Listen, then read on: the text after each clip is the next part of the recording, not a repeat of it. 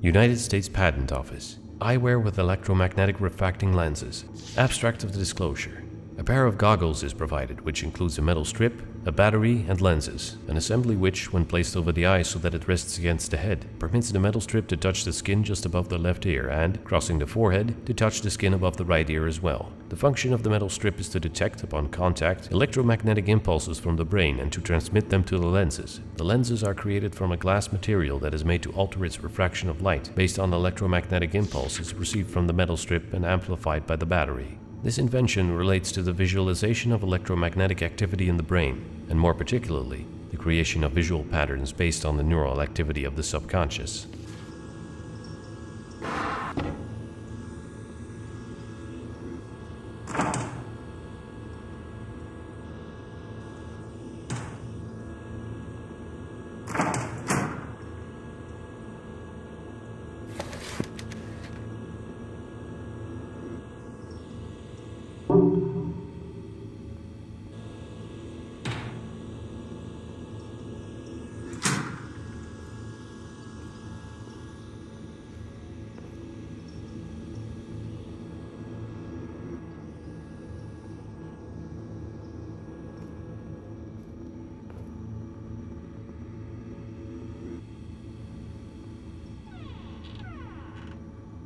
Harris Woolard, I am Woodcutter. You have 5 days. I am coming.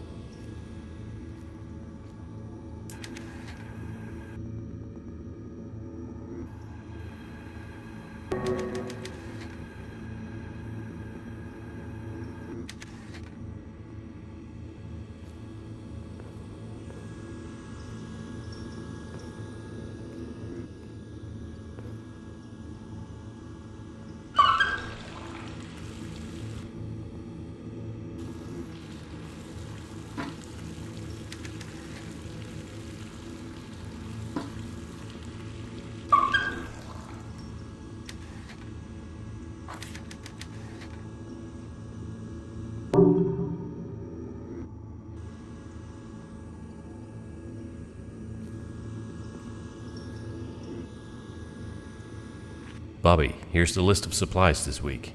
I know you're angry that I haven't paid in a month, but please wait a little bit longer. I have some money coming and I'll be able to pay you soon.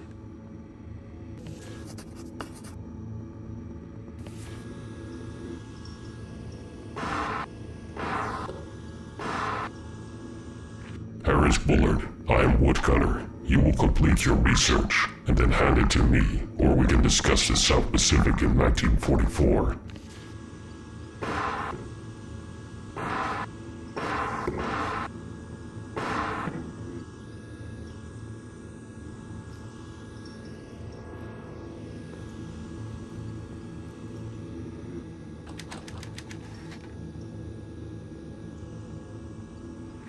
January 2nd, 1961. Dear Harris, Happy New Year. I suppose I am wasting my time by writing you again, but the new year always makes me think about the past. I was very upset when you did not respond to my last letter. I was told that you refused my calls at the college. I understand that you are still angry, and for that I cannot fault you. But unlike you, I have gotten past our little meltdown. I have grown to see it as the inevitable terminus of our relationship. Something that had to happen sooner or later. Like spilt milk, as they say, it's not worth crying over. But I do have a request. I will make it plain. Harris, I need money. Some of my investments went bad last year, and with Kennedy in the White House soon, the others will certainly fail. You may hate me now, but I cannot believe you will consign me to a life of poverty. Somewhere deep down inside you, under that mask you wear in your daily life, I know you must still feel something for me. Please, say you'll help me. Just this once. Put down the mask and trust your feelings. Humbly and sincerely, Cynthia.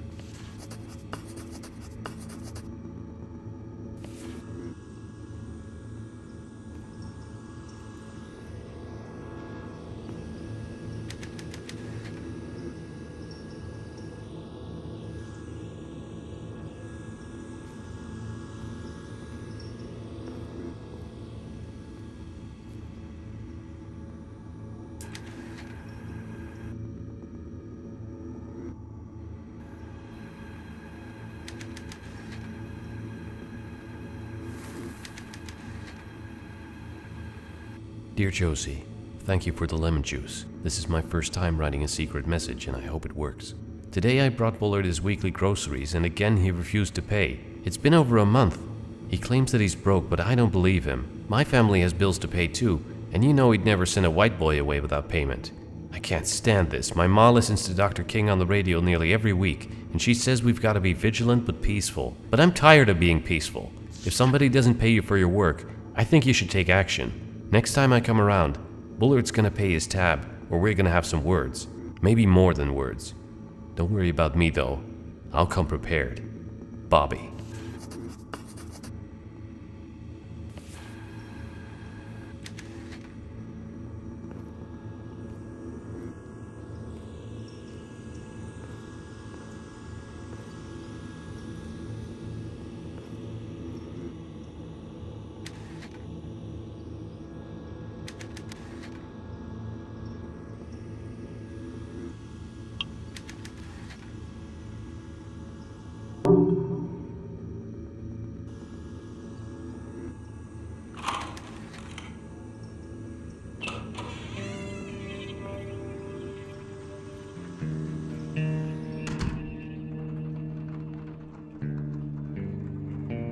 Cold winter increases risk of exposure.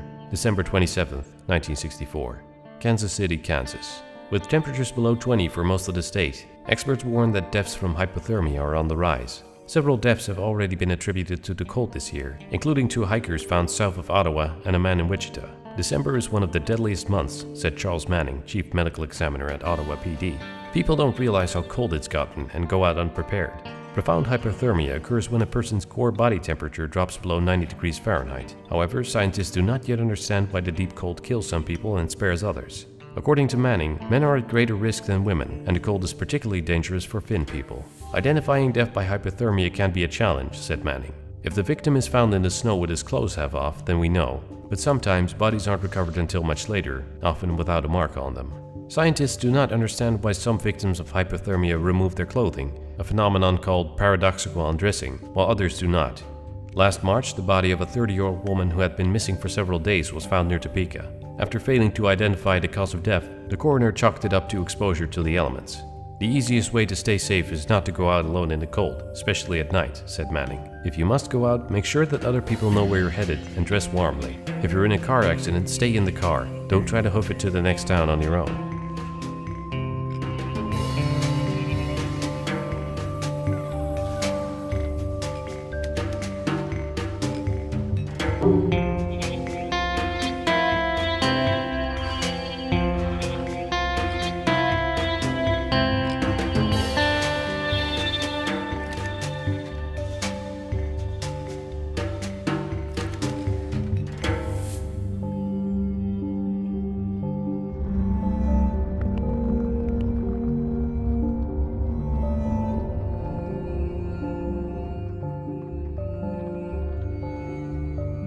The Crystal Cave by Bobby Sawyer, Chapter 14.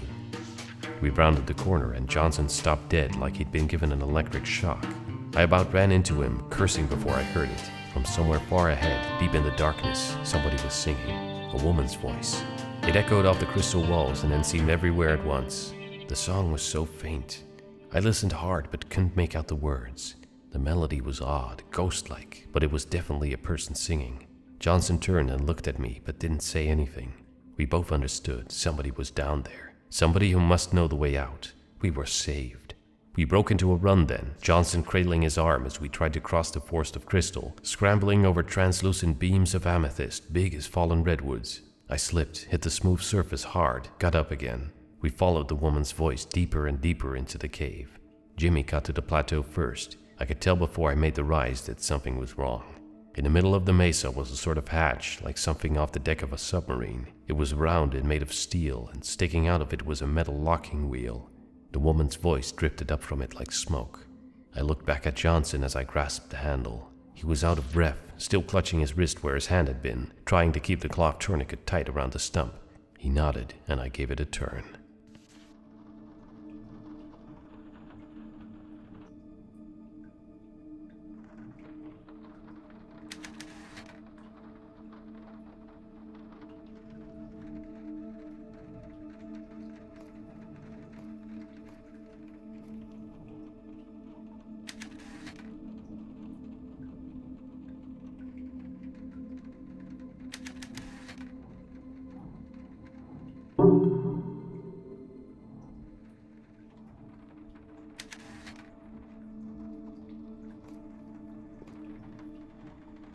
H. Bullard, Daily Log, January 8, 1956. As I sat idly by the window today, watching the snow slowly cover the fields, I remembered the story of the Snow Woman. I first encountered it in a thin volume of Japanese folktales that somebody loaned me at the base in Yokohama, and a decade later it's the only story from that collection that I can recall. The Snow Woman is a fascinating character. She's a monster, a murderer, a force of nature, yet she has human qualities as well. Having fallen in love with a young man, she spares his life in order that she may appear to him later in another form and marry him. By telling her of his father's death, the man breaks a contract. But it's not just a contract between the man and the Snow Woman. It's a contract with the universe itself. It is what binds her to the mortal plane, allowing her to live as a human with the man she loves. By breaking his promise, he has destroyed her life. She is no longer able to remain with him or with her family, even if she should want to. It is no wonder she is angry.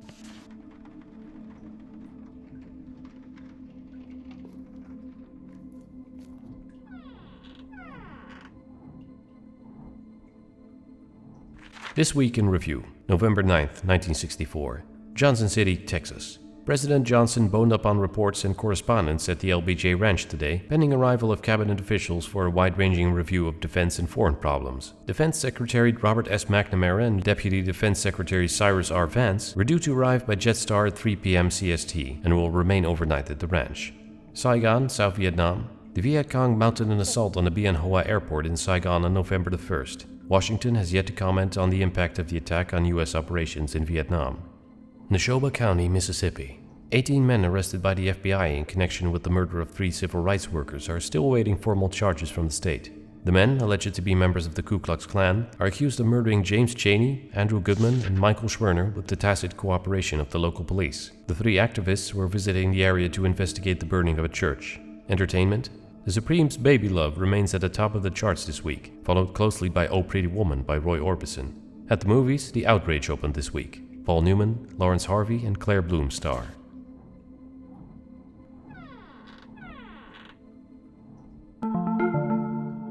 If Woodcutter killed Bullard, he was pretty sneaky about it. No marks on the body, no sign of a struggle. Coroner ruled it was pancreatic failure. How do you kill a man without leaving a mark on him? And why return to the scene of the crime?